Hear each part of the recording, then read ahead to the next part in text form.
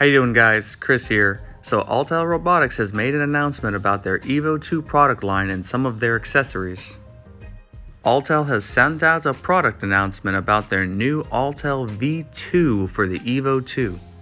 They cite in the product announcement that the version change is due to the global chip shortage.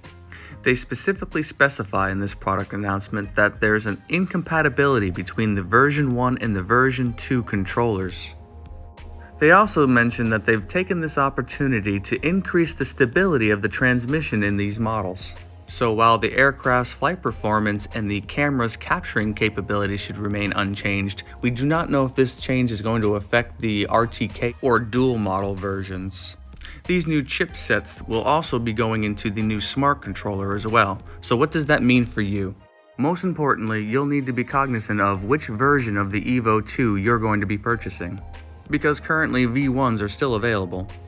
If you need compatibility between models in your fleet, you might want to contact your Autel customer service providers and ensure you are getting the right aircraft.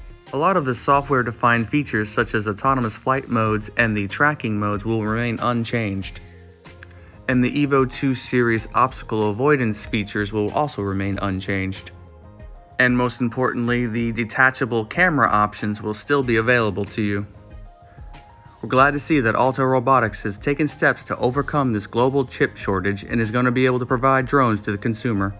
Stay tuned for more updates. I'm sure there's more to come. Thanks for watching, and don't forget to like and subscribe.